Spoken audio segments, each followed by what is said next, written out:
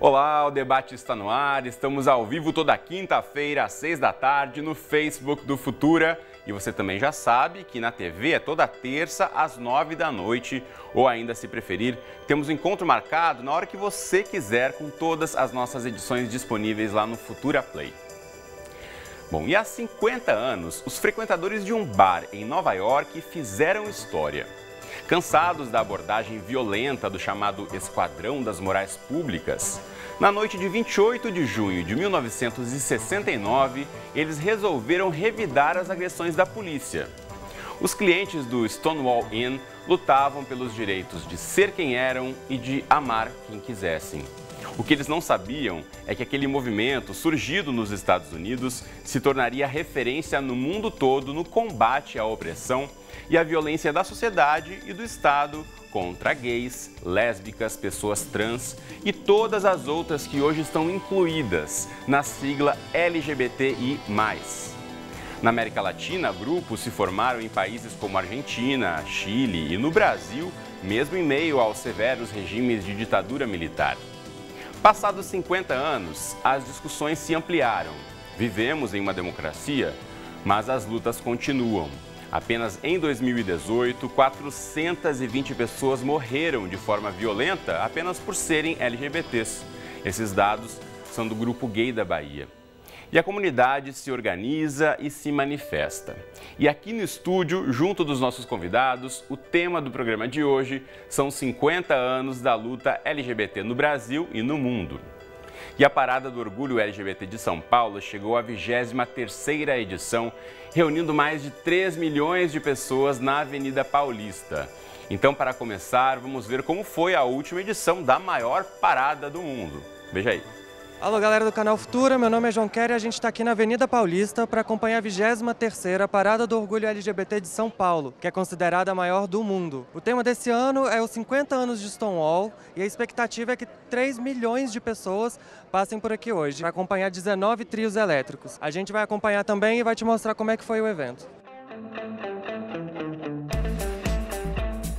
Em 28 de junho de 1969, os frequentadores do bar Stonewall deram origem ao movimento LGBT nas ruas de Nova York. Nós temos que falar das conquistas, né, que a Parada LGBT de São Paulo trouxe para o movimento LGBT do Brasil. A gente pode citar como exemplo a união civil e depois o casamento LGBT e agora, recentemente, a questão da criminalização da homofobia. Então, por isso, é muito importante esse tema agora, 50 anos, que por acaso, por coincidência, foi escolhido pela militância, né, mas que também vai ser o tema da Parada de Nova York. Do submundo de Nova York, as maiores avenidas do mundo, as paradas do orgulho LGBT cresceram. Nesse ano, 3 milhões de pessoas se reuniram na Avenida Paulista. A gente veio exclusivamente para a Parada LGBT. A gente veio de excursão, na verdade, e viemos uma galera enorme para cá para prestigiar nosso amor aqui e comemorar muito. E claro, na maior parada LGBT do mundo tem tanto espaço para festa quanto para manifestação política. Bom, essa é a nossa segunda vez, na verdade a primeira vez do Henrico, mas a minha segunda vez. A gente acredita muito no ato político que a parada tem de criar um espaço para as pessoas LGBTI serem respeitadas.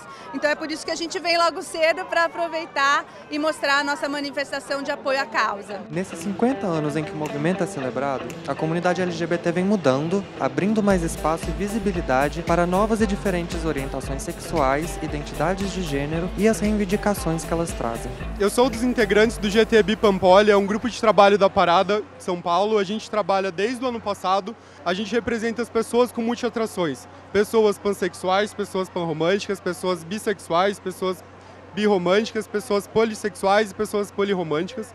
A gente está aqui buscando pautas e pedindo espaço para o nosso grupo, para a comunidade bi, que dificilmente aparece dentro das questões LGBTQIA. A gente está falando sobre as políticas públicas específicas para o nosso grupo, que dificilmente aparecem dentro do poder público, e a gente está aqui especialmente por visibilidade. Estar na rua hoje é lembrar de todos os nossos mortos, de todos aqueles que sofreram na sua juventude, que sofreram, que foram expulsos de casa. Estar aqui na rua hoje é um momento de celebrar a nossa vida. Está muito mais aceitável e as pessoas estão se autoaceitando na questão LGBT e precisa ser aceito pela sociedade, que as crianças possam respeitar os amiguinhos na escola, respeitar os pais dos amiguinhos, porque ainda existe preconceito que os pais passam para os filhos de todas as formas. Para quem não conhece a parada LGBTI, vocês precisam conhecer. As famílias vêm agora, os irmãos, os amigos, todo mundo vem aqui celebrar. Então, se você ainda não conhece esse movimento lindo que eles falam que é uma festa de balbúrdia, eu te chamo para conhecer esse movimento que é maravilhoso, que é colorido, que as pessoas estão sorrindo, que as pessoas estão celebrando a vida.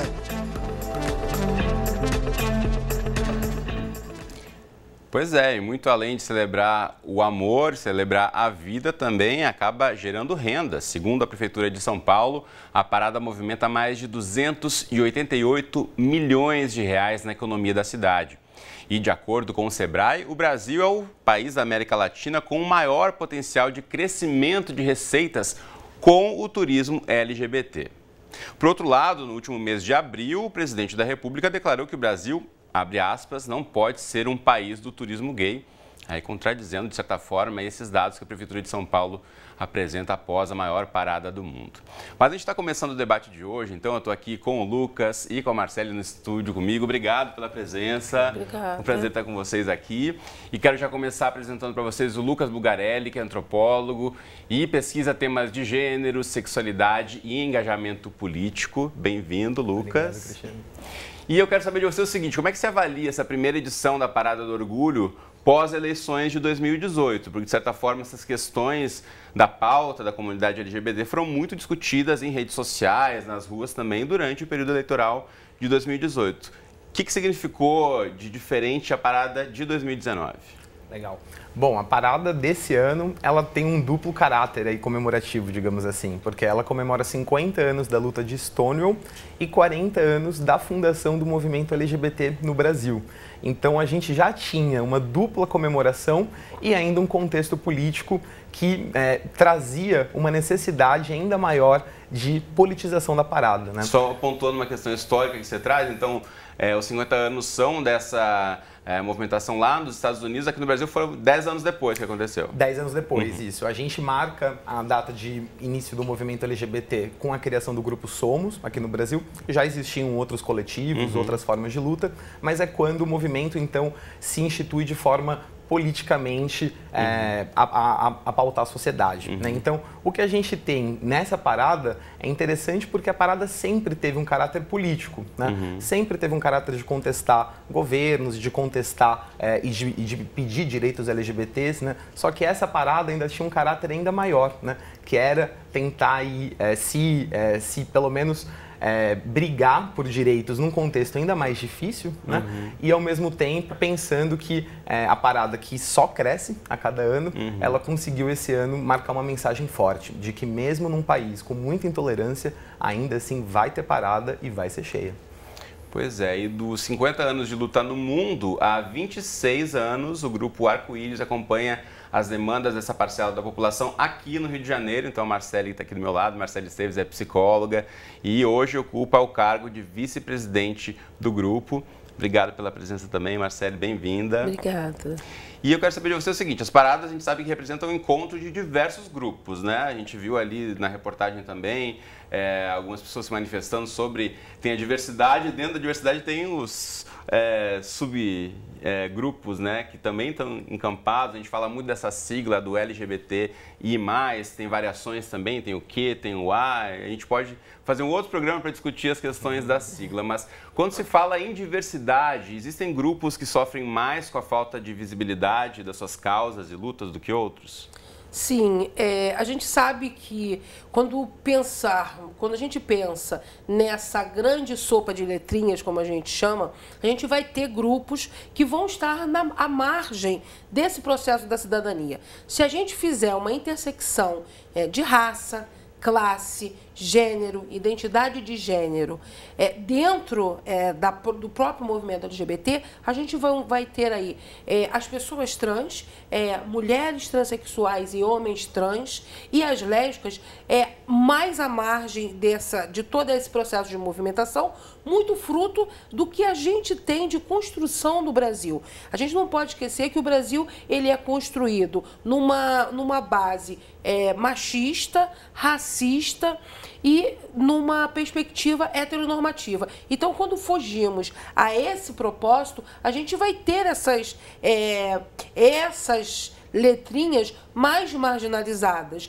Elas são jogadas mais à margem porque a gente não pode esquecer que o machismo ele também acaba estando dentro desse movimento, dessa construção que a sociedade ela coloca nas pessoas.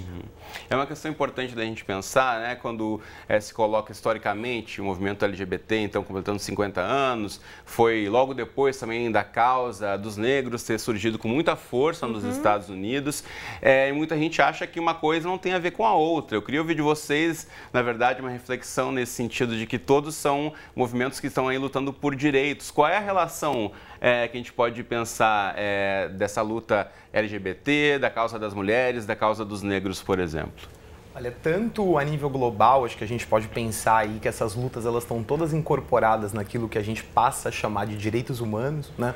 Ao longo dos anos 70, ao longo dos anos 80, ou seja, essa ideia de que depois de algumas guerras, depois de uma guerra fria, a gente precisa garantir um patamar mínimo de direitos para que o mundo não se colida novamente numa nova guerra, e esses direitos eles têm que aí ser tanto direitos coletivos, mas também direitos individuais, né?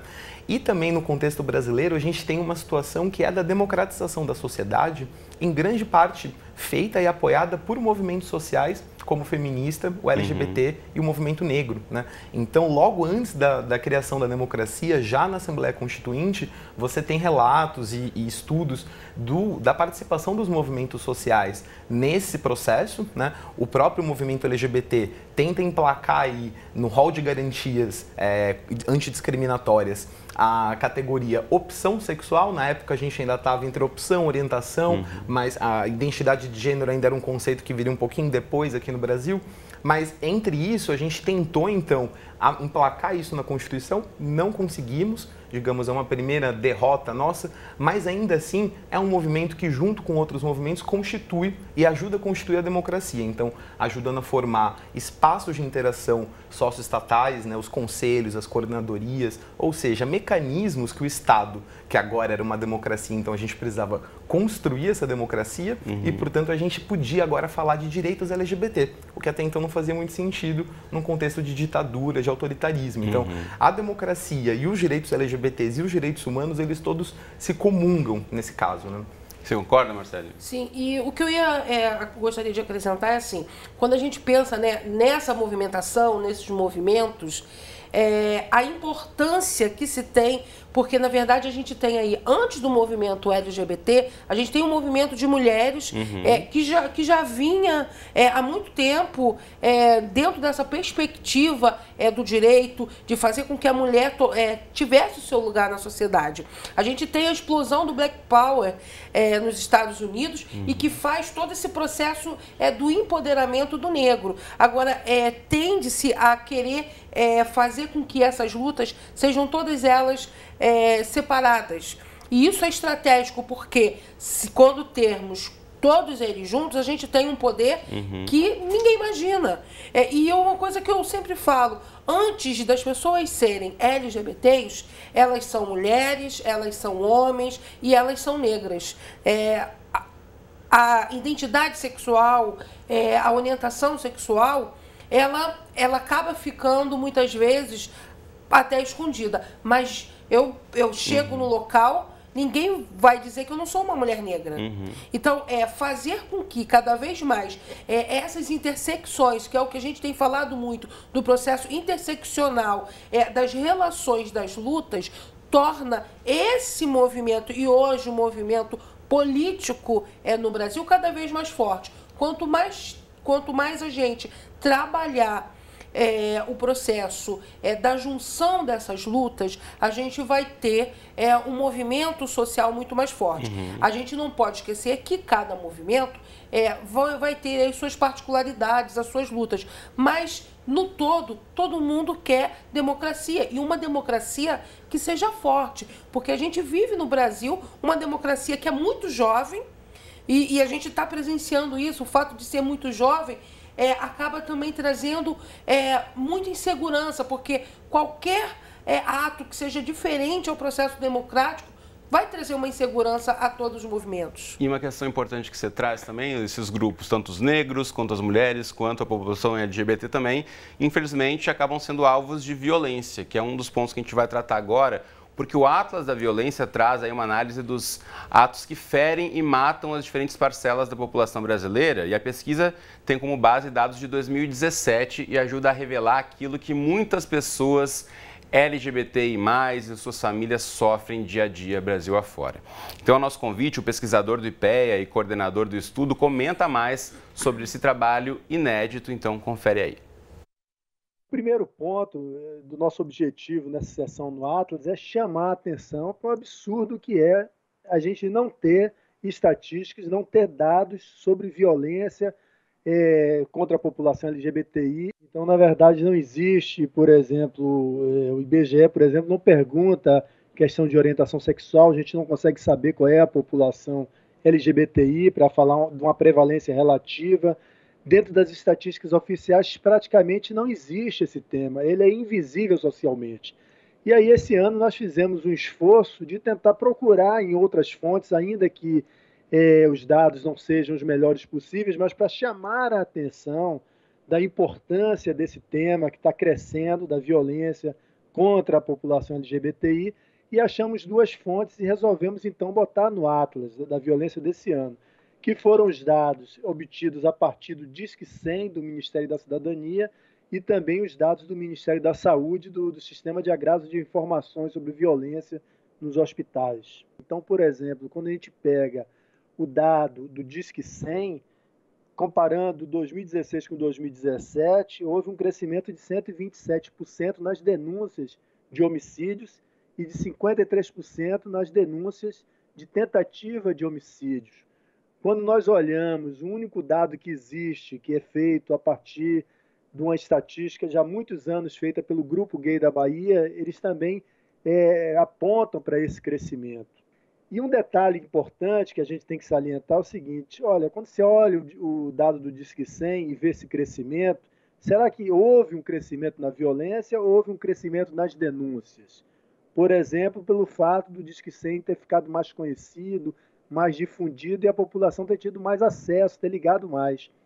Quando a gente olha a violência contra outros grupos, como, por exemplo, população de rua e outros grupos mais, a gente não encontra esse crescimento, o que dá uma evidência de que esse dado da violência contra a população LGBTI, ele parece que realmente cresceu. E quando a gente olha também os dados nos hospitais, né, que as pessoas procuram ajuda nos centros de saúde, nos hospitais públicos, a gente vê que houve um crescimento em torno de 15% na violência contra homossexuais e algo em torno de 30% na violência contra as pessoas que se colocam como bissexuais. Pois é, se você está acompanhando nosso programa hoje, quinta-feira, agora às 6h23 da tarde, tem enquete rolando nas redes sociais do Futura, você pode entrar no Instagram, lá nos stories, tem perguntas que inclusive querem saber sobre violência e a gente está aí colocando na roda como combater a violência no país contra a população LGBTI e basicamente o consenso do que a gente está recebendo é todo mundo falando em educação, em falar desses assuntos desde a primeira infância e também colocando aqui onde há respeito não há violência nem preconceito, então para haver respeito também é preciso ter uma educação aí para discutir essas questões dentro da escola. E a gente entrou em contato com o IBGE e questionamos se há intenção de adicionar alguma pergunta nos questionários sobre orientação sexual para que se tenha uma maior dimensão da população LGBTI+ no Brasil, mas recebemos a resposta de que esse tema não será investigado no próximo censo de 2020. E é sempre essa questão, a gente ouvia o Daniel falando, né, sobre será que as pessoas sabem que podem fazer denúncia, então por isso que o número de denúncias aumenta? Nunca saberemos, na verdade, né? De fato, muitos estudos são feitos, não se chega numa conclusão nesse sentido. Mas, Lucas, queria saber de você, é possível a gente fazer uma relação, por exemplo, entre a oferta e coleta de dados sobre essa população específica, com a oferta de serviços pelo poder público e a garantia de direitos? O que saber mais sobre essa população pode significar de uma melhor garantia de direitos e serviços? Bom, a importância de a gente ter dados sobre essa população, e aí já é importante dizer que não há dados oficiais sobre pessoas LGBT no Brasil em função da ausência dessa categoria no censo, né?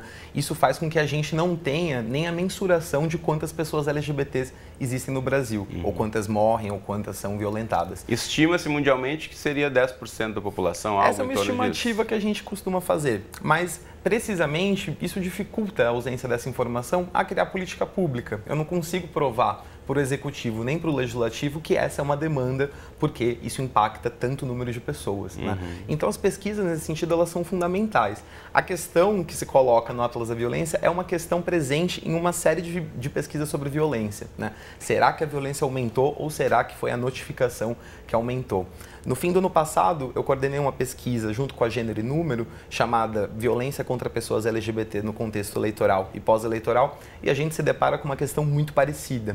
E a percepção que a gente tem, fazendo uma análise aí a partir de pesquisa de opinião nos últimos 6 meses, no período eleitoral, durante agosto e dezembro de 2018, é que há um aumento de 51% da violência, ou seja, dos respondentes 51% afirmam terem sofrido violência durante as eleições, e a gente percebe que o maior número de violências aconteceu mais de uma vez, ainda que num curto período. Então isso também nos indica, é mais um indício de que essa violência não era tão aleatória, ela estava bastante concentrada, né, até que pessoas sofreram mais de uma vez num curto período de tempo. Ao mesmo tempo, é importante pensar que sem esses dados a gente não consegue produzir políticas e a gente também não consegue produzir campanhas, não consegue pensar sobre essas questões de forma mais sistêmica, mais orgânica. Então, a produção de dados é fundamental nesse sentido. Pois é, segundo o Atlas da Violência, em 70% dos casos, os autores de crimes eram do sexo masculino, enquanto que a maioria das vítimas se identificavam como homo ou bissexuais do sexo feminino. Marcelo, eu quero saber de você como é que você vê esses dados do Atlas da Violência, que pela primeira vez trouxe, né, alguns recortes aí em relação à população LGBTI+. O Atlas da Violência, ele nos dá esses dados mais palpáveis. Mas, por exemplo, aqui no Rio, com o programa Rio Sem Homofobia, nós já tínhamos esses dados. Desde 2014, a partir, que foi o que você estava falando, quando o poder público, ele tem um programa, ele faz com que a sociedade conheça e tenha um local onde ela pode pedir ajuda, a gente consegue computar esses dados. E desde 2014, nós já tínhamos esses dados pautados com relação a esse crescimento de violência. A gente sabe que o Rio de Janeiro foi um dos estados pioneiros a ter a notificação no boletim de ocorrência, com a questão da violência presumida pela questão de homofobia. Só que o que acontece? Na hora que esse indivíduo chega na polícia e vai registrar a sua violência, não é considerado. Então, há uma falha também naqueles pessoas que estão na ponta para poder computar esses dados. Então o Estado prepara ali que seja o formulário que tem lá um espaço para dizer é um crime de homofobia, de LGBTfobia, mas o cara lá, o policial que está na ponta para receber esse relato, nem sempre está preparado. É isso que você está dizendo? Sim, exatamente. Entendi certo. Então é preciso uma política então de tentar capacitar também ou sensibilizar quem está na ponta? A política de sensibilização, né, que a gente fala política de humanização, ela tem que ser constante. A gente sabe, a mesma questão acontece na saúde, por exemplo. Né, quando um LGBT chega e nem sempre ele é bem atendido ou nem sempre ela consegue fazer o registro seus maus tratos. Essa sensibilização, ela é muito importante, mas ela precisa ser constante, porque há uma rotatividade desses indivíduos. Então, a violência, a gente sabe que ela é específica para uma população, ela está concentrada dentro da população LGBT e ouso dizer que se a gente começar a procurar, a gente vai ver que existe um recorte dessa violência dentro de uma população LGBT negra concentrada nas periferias e especificamente mais voltada para pessoas trans, junto com as lésbicas, que sofrem um estupro corretivo, muitas vezes dentro da sua própria família, mas que não consegue falar porque tem medo, porque as pessoas não estão preparadas para ouvir essas demandas. Sem dúvida. A gente tem agora mais um trechinho do depoimento do Daniel Cerqueira, que a nossa produção separou, e o pesquisador do IPEA e coordenador do Atlas da Violência comenta para a gente sobre as principais ameaças à população LGBTI+. Uma pauta que ameaça toda a população brasileira, mas, sobretudo, ameaça ainda mais as mulheres e a população LGBTI, eu acho que tem a ver com a difusão de armas de fogo. Então, existe uma literatura internacional científica que mostra que mais armas de fogo, você vai ter mais crimes, você vai ter mais violência, não apenas dentro do lar, mas nas ruas. É um debate totalmente desigual. De um lado, tem algumas pessoas que são a favor da arma de fogo, e eu entendo, eu acho que é legítimo quando diz assim, eu preciso, eu tenho o direito de me defender. É legítimo, só que esse direito, na verdade, é um pseudo-direito, porque a arma não gera mais defesa, pelo contrário, a arma gera uma insegurança dentro do lar, e a arma mais arma de fogo gera uma insegurança social. Um outro ponto que eu acho que a gente vai ter que discutir em algum momento é discutir uma questão básica em qualquer sociedade que pretende caminhar no sentido de um processo civilizatório. E que pauta é essa? É exatamente a pauta da educação. A educação para preparar o sujeito para a cidadania. Nós temos uma questão de aumento do feminicídio, e nós temos uma questão de aumento da violência contra a população LGBTI. Eu acho que esse é um tema central que qualquer governo deveria ter uma atenção para pensar políticas públicas. Ora, mas como pensar políticas públicas sem dados? Temos que investir em informação de qualidade se a gente quiser pensar em políticas de diminuição nesse tipo de barbárie motivado por ódio às minorias, ódio às diferenças.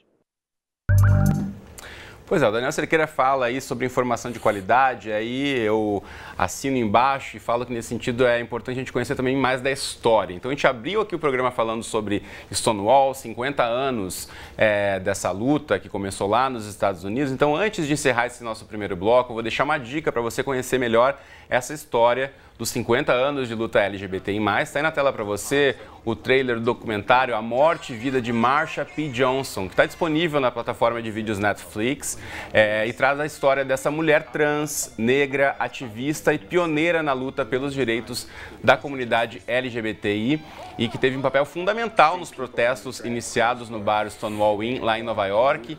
Então a gente fala muito da história, mas quem são os personagens dessa história?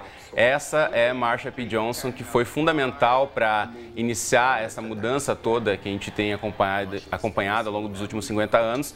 E falando em violência, inclusive, o que o documentário também traz é que Marsha foi encontrada morta e a polícia trabalhava com uma linha de investigação de suicídio que todo mundo da comunidade que conhecia ela dizia que não era o caso, que não havia justificativa ou contexto para um suicídio, e eles tentam aí comprovar de que ela teria sido assassinada. Então vale muito a pena, para a gente saber um pouco mais sobre a história, ver esse documentário que está disponível aí na internet. Bom, nosso primeiro bloco já acabou, mas a gente volta aqui com a Marcela e com o Lucas no segundo bloco do debate, falando mais sobre 50 anos de luta LGBTI+. Não sai daí. O debate está de volta falando do orgulho e da luta LGBTI+. E já falamos aqui da importância da revolta de Stonewall em 1969, lá nos Estados Unidos, como um marco inicial dos movimentos que se propagaram por diferentes partes do mundo. E um dos reflexos dessa mobilização foi a ampliação dos espaços para discutir, por exemplo, a igualdade de gênero e a liberdade sobre o corpo de cada um. Aqui no Brasil, a história do movimento foi impactada pela ditadura militar e por outras questões sociais. E o debate foi a São Paulo para conferir um curso que discute essa trajetória de resistência. Confere aí. Na região central de São Paulo, o Mês do Orgulho movimenta esse centro cultural com o curso História do Movimento LGBT Brasileiro, 40 anos de lutas por direitos. Esse curso surgiu por conta dos trabalhos que eu estava fazendo de pesquisa sobre a ditadura no Brasil, desde a época que eu trabalhei na Comissão da Verdade, tentando visibilizar a dimensão específica da repressão contra a população LGBT. E a partir daí eu comecei a trabalhar com pesquisas relativas a essa história do movimento, como o movimento se constitui, porque é em 1978 que começa essa organização ainda sob a ditadura, a evolução desse movimento. E aí eu decidi propor então de fazermos esse curso tendo em vista essa lacuna mesmo de formação. O movimento LGBT brasileiro não tem tanta memória, porque é um movimento que se desenvolveu em algumas fases e depois refluiu. E a ideia é recuperar, resgatar essa história, seus personagens, as lutas que marcaram cada período, para a gente ter um panorama. Eu acho importante disseminar esse conhecimento, entender, estudar sobre isso, para poder falar com argumentos, com a história, e não só palpitar, enfim, que é o que tem acontecido muito por aí. Esse instrumento, que é a educação, é muito importante para formar as pessoas. O bate-papo que se estende no Espaço Cult ao longo da semana traz um olhar crítico sobre o direito de viver a vida sendo quem é, uma luta que resiste, mesmo com as tentativas ao longo do tempo de ser silenciada. No Brasil, a dificuldade é que nesse período o Brasil está sob a ditadura, então não havia possibilidade de organizar um movimento, ainda que já houvesse algumas iniciativas muito embrionárias naquele momento surgindo nessa onda do que foi o 68 no mundo todo, as lutas por liberdade sexual. Mas no Brasil, esses efeitos de Stonewall só vão ser sentidos muito mais tarde.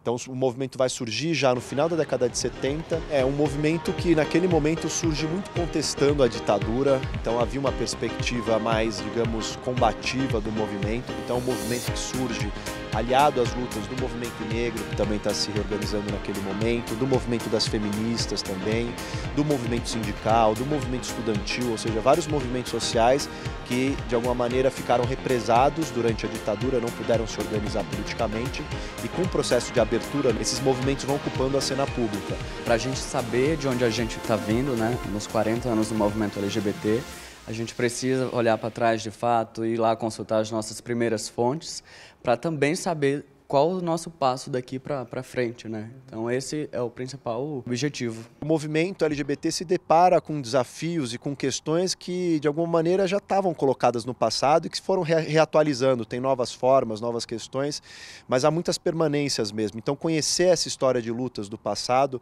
também pode iluminar as questões do presente para a gente conseguir entender melhor a situação que o Brasil vive, os riscos que há à população LGBT e a importância dessa resistência e dessa luta para que a gente consiga, de fato, garantir a cidadania para a população LGBT no Brasil. Muito obrigado, Renan Quinalha, por aí ter recebido a nossa equipe e compartilhando um pouco mais dessa história que é tão importante que seja mais conhecida, né?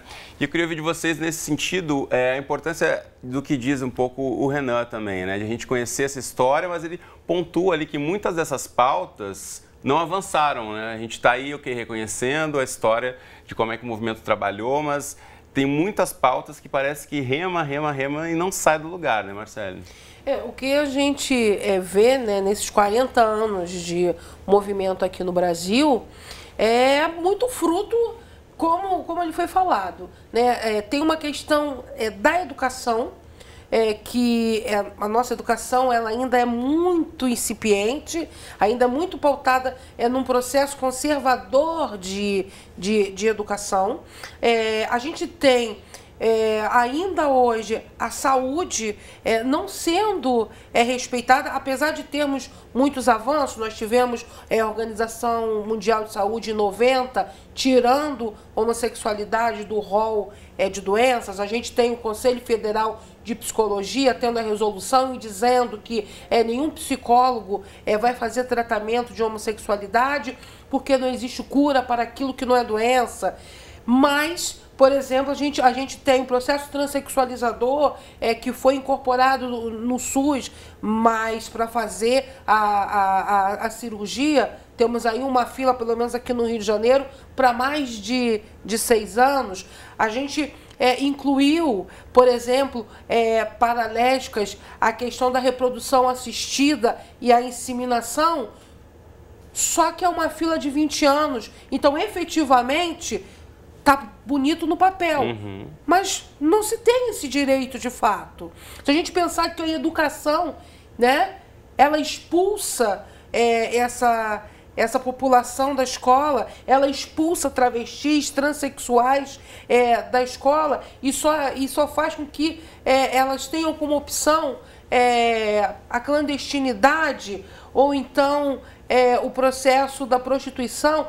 A gente precisa avançar nessa perspectiva. E um avanço importante, a gente vai dar agora o nosso destaque da redação para falar mais sobre a luta por direitos, porque no dia 13 de junho de 2019, o Supremo Tribunal Federal aprovou a criminalização da LGBTfobia.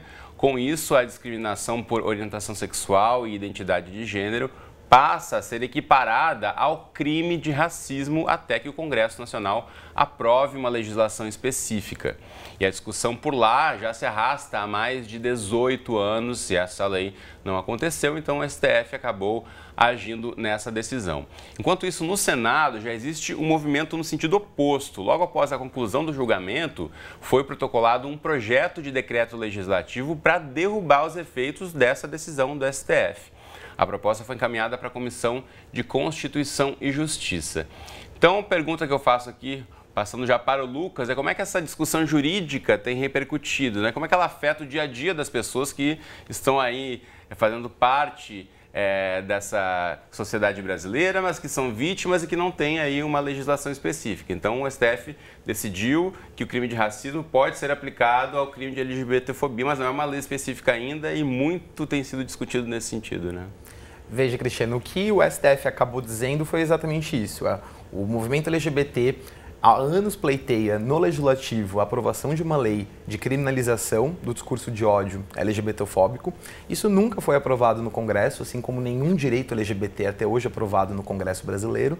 Então o movimento recorre para o STF pedindo para que o STF declare a mora legislativa, ou seja, para que o STF diga que porque o Legislativo demorou demais em cumprir o seu papel de produzir leis, o STF então teria a capacidade de interpretar, né? Ele não pode criar leis por ser uma corte, né? Ele só pode interpretar à luz da Constituição. Então o que o STF acaba fazendo é justamente isso. Ele diz, olha, Legislativo, você devia ter feito uma lei. Como você não fez, a gente vai interpretar a lei do racismo, pensando que o racismo ele é um conceito maior do que a discriminação apenas por raça, por cor, por etnia, né? Mas ele abarcaria aí uma série de grupos minoritários também, um processo parecido com o que a gente tem com a Lei Maria da Penha, que trata da hipossuficiência e que também hoje em dia tem sido usada analogicamente por uma série de outras questões, né?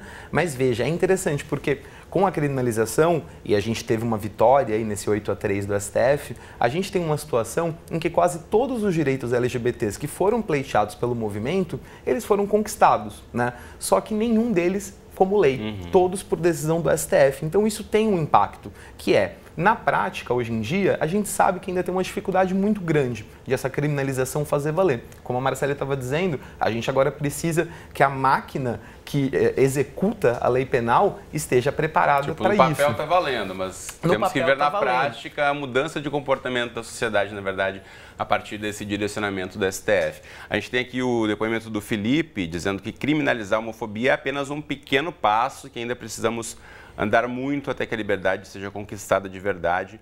Então, obrigado, Felipe, também por acompanhar nosso debate e mandar suas ideias aqui pra gente. Se você está acompanhando, ainda dá tempo de mandar recados aí pelas redes sociais do Futuro e participar do debate de hoje.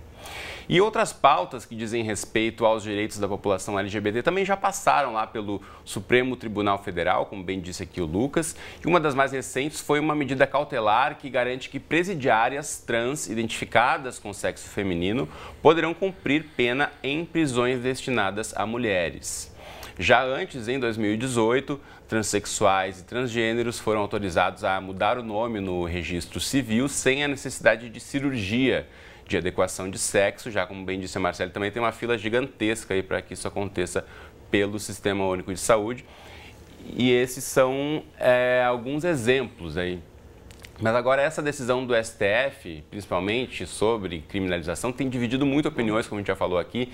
Então, para falar mais sobre isso, eu vou chamar agora mais um convidado, que é o Vinícius Reis. Ele é defensor público do Distrito Federal.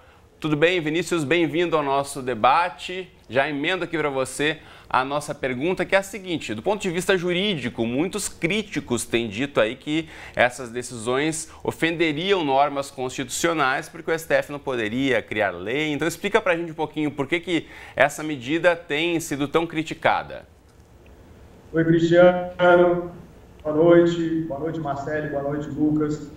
Cristiano, essa decisão do Supremo tem sido muito criticada no plano técnico em razão de violar, segundo muitos juristas, um princípio basilar da democracia, um princípio constitucional, que é o chamado princípio da legalidade. A Constituição Federal, no artigo 5º, no inciso 39, ela prevê que não há crime sem lei anterior, de maneira que, ao prever a homofobia e a transfobia como elementares do crime de racismo, o racismo ele previa até então elementos referentes à raça, à cor, à origem e à religião, e a partir do momento em que o Supremo Tribunal Federal, por meio de uma decisão judicial, amplia esse tipo penal, essa norma penal, isso acaba gerando uma perplexidade no meio jurídico, no sentido de que, até que ponto, qual é o limite de um tribunal para a criação de um crime.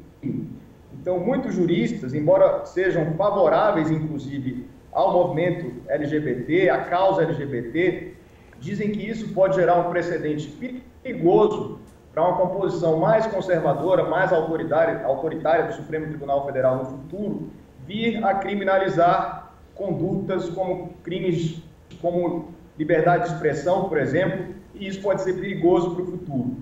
O Lucas colocou muito bem que a ampliação dessa proteção para a comunidade LGBT, quanto à transfobia, quanto à homofobia, ela é muito precária, porque nós precisamos, de fato, de uma alteração na Constituição, alteração na lei, para que a gente possa se sentir seguro quanto a essa proteção efetiva. Pois é, tem esse caráter técnico, né? Obrigado aí por explicar um pouquinho para a gente começar a entender, para quem não é da área do direito, um pouquinho dessas discussões. Mas a gente pensando pelo outro lado, né? Até o dia em que uma lei vai passar no Congresso e que isso vá ser incorporado no dia a dia do brasileiro, como é que você avalia essa questão, Marcele? Eu penso que, na atualidade, e se a gente olhar para o Congresso que a gente tem, não vai passar nunca, não vai passar nada. A gente tem visto, inclusive, direitos que já tinham sido adquiridos correndo perigo de serem revogados.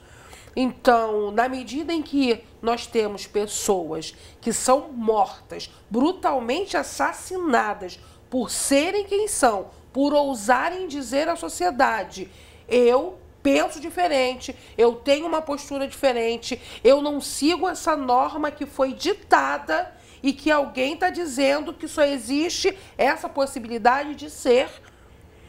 Essa lei, ela é válida, ela gera uma segurança maior, mas a gente não pode esquecer. Ela precisa ser cumprida, ela precisa ser, de fato, executada. Por isso, cada vez mais, a gente agora vai ficar prestando atenção da maneira que vai ser executada. Esse vai ser o papel do movimento social, do controle social, que ela, de fato, seja cumprida. Então, que o cumpra-se, ele valha, porque senão vai ser mais uma lei que vai ficar no papel, bonita, bonitinha, mas que não vai, de fato, no mínimo, fazer com que os LGBTfóbicos tenham medo de executar o seu plano de matar alguém, porque é isso que tem acontecido. As pessoas têm sido brutalmente assassinadas.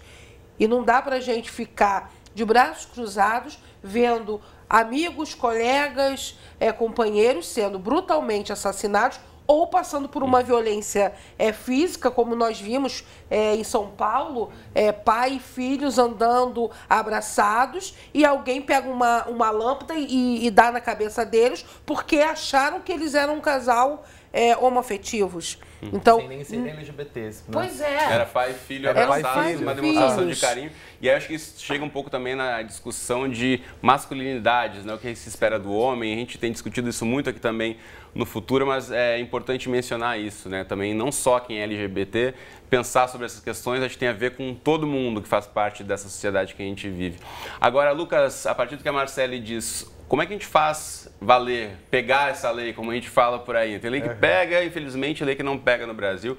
Como é que a gente faz? Que instrumentos são necessários para essa lei valer de fato?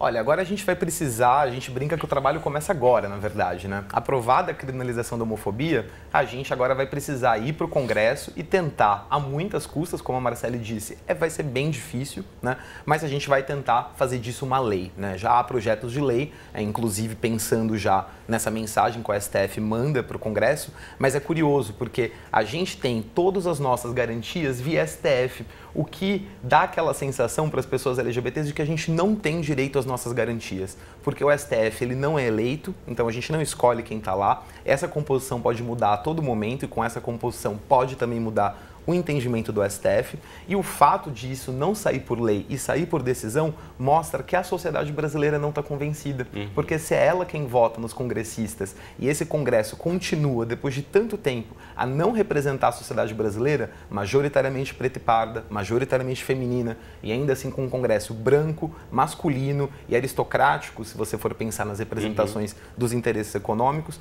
a gente vai ter aí digamos, um perrengue para conseguir aprovar, mas precisa dessa lei, porque sem ela a gente também não consegue chegar ali na ponta, no policial, no delegado, nas pessoas que vão ter que fazer valer e dizer, olha, é lei, né? Não é só uma adesão do STF. Então eu quero voltar a chamar o Vinícius a partir dessa questão, né? Já que a gente já definiu aqui que é uma decisão polêmica, dentro do sistema do judiciário, como é que a gente consegue fazer essa lei acontecer de fato? Ela pode não ser, enfim, levada a sério? Ou como é que a gente pode pensar que o sistema da justiça brasileira vai estar estruturado para receber essas denúncias e fazer essas punições acontecerem? Cristiano, a decisão está em vigor, a decisão é eficaz e ela deve ser cumprida, e quem não cumprir pode sim praticar o crime de racismo, é o que disse o Supremo Tribunal Federal nessa ação direta de inconstitucionalidade e também no mandato de injunção. O problema é uma decisão de caráter temporário, o STF deixou isso muito claro, o STF está esperando o Legislativo vir com uma lei para poder regulamentar o tema. E qual é o problema? Pode haver uma reação legislativa contrária à decisão do Supremo. Ou seja, o Legislativo pode criar inúmeras ressalvas em cima da homofobia que, na prática, pode permitir essa reação um preconceito, uma discriminação ainda maior. Então, o Lucas falou muito bem. Se o nosso Congresso Nacional hoje é um Congresso conservador, que ainda não adotou o respeito às minorias como um conceito, como algo essencial, é muito perigoso que haja uma reação legislativa forte contra essa decisão do Supremo e que, na prática, vai tornar essa decisão uma decisão ineficaz. Então, precisamos, de fato, de uma mudança legislativa, uma mudança, acima de tudo, constitucional, para que se possa ter segurança acerca da proteção da minoria LGBT. Como mencionamos aqui também há pouco, no Senado já existe um movimento aí para tentar derrubar essa decisão. Explica para a gente qual é o passo a passo nesse sentido aí, de que forma então o Senado pode tentar derrubar a decisão do Supremo? Cristiano, para o Senado derrubar a decisão do Supremo, vai precisar criar um projeto de lei. Isso é fundamental para que haja derrubada dessa decisão. A derrubada não vai ser feita assim por um ato único do Senado. É necessário que haja um projeto de lei que seja aprovado no Senado, que seja aprovado na Câmara dos Deputados, e esse projeto de lei, se transformando numa lei, ele pode se sobrepor à decisão do Supremo Tribunal Federal. Inclusive, fazendo com que a homofobia e a transfobia não sejam mais criminalizadas, ou seja, revogando completamente a decisão, ou então fazendo inúmeras ressalvas à decisão do Supremo, o que pode, na prática, tornar essa decisão também ineficaz. A gente tem que lembrar, por exemplo, a questão da vaquejada, que o Supremo Tribunal Federal, no primeiro momento, considerou como crime e, pouco tempo depois, o Congresso Nacional fez uma emenda constitucional dizendo que a vaquejada não é crime por expressar uma manifestação cultural. Isso pode acontecer de forma análoga com a questão da homofobia e da transfobia com a atual composição do Congresso Nacional. Pois é, agora uma outra questão que eu queria trazer, já que a gente está falando tanto sobre leis e direitos, né? Porque a gente acompanhou ao longo da última década no Brasil o que foi chamado de judicialização da saúde, né? Muita gente que não tinha os seus direitos de acesso à saúde garantidos entrava na justiça para tentar garantir um tratamento, ou um medicamento, ou o que fosse. Vocês acreditam que a gente pode estar caminhando nesse sentido também para a garantia de direitos da população LGBTI no Brasil para uma judicialização nesse sentido, Lucas? É, há um tempo que isso vem sendo discutido no movimento, né?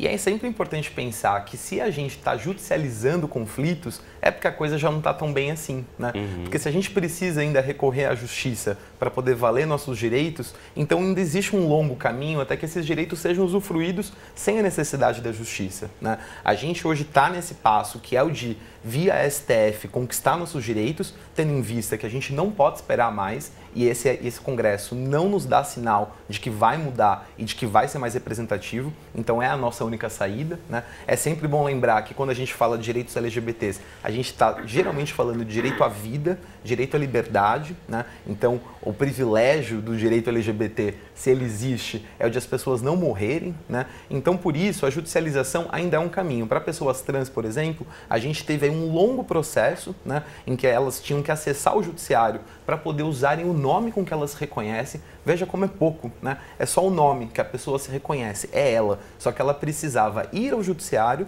e o juiz precisava, para autorizar ela, delegar uma liga de psiquiatras, de médicos, para que eles, pessoas cisgêneras, pessoas que não são trans, atestassem que ela era uma pessoa trans, né? Então, hoje em dia, com a adesão do STF já facilitando a alteração do registro civil, ou seja, lá na certidão de nascimento, a pessoa trans já pode alterar todos os documentos e a partir daí o resto dos documentos é alterado automaticamente, mesmo sendo um caminho, ainda que não seja o ideal, que é o da judicialização, adiantou e muito o processo das pessoas trans. O ideal seria uma lei de identidade de gênero, mas é outra das leis que a gente está tendo muita dificuldade de aprovar. Pois é.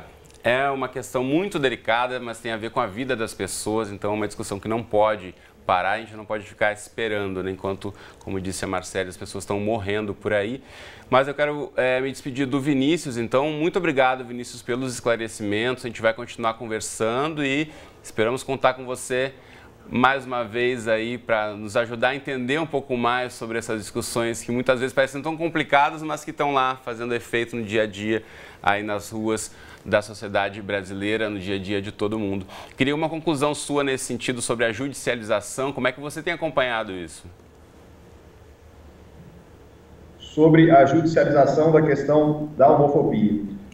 A Marcele tocou num ponto importante, que é o pragmatismo de uma decisão judicial. Ou seja, a decisão judicial ela gera um efeito concreto e imediato, que é importante. Claro que é importante que nós tenhamos um judiciário que seja ativista no sentido de fazer valer direitos fundamentais. Mas precisamos também ter a consciência de que um judiciário ativista, por si só, não é suficiente. Precisamos ter um Congresso Nacional que esteja adequado a essa evolução social. E nesse momento ainda não temos. Melhoramos muito, mas ainda não temos. É isso que é importante que a sociedade tenha consciência hoje. Muito bom, Vinícius. Mas eu agradeço. Esse ponto importante que você falou, só reforçando aí, que é importante pensar também na hora de votar, né? Se a gente quer garantir direitos, se a gente quer ampliar o acesso aos serviços, tem que ter mais consciência na hora de escolher os nossos representantes, né? Vinícius, a gente está com um tempo corrido aqui, eu preciso me despedir de você, mas já agradecendo muito sua participação no nosso debate de hoje e até uma próxima. Obrigado. Valeu. Bom, dessa nossa discussão aqui, a gente vai agora conferir um papo com a Priscila Nogueira.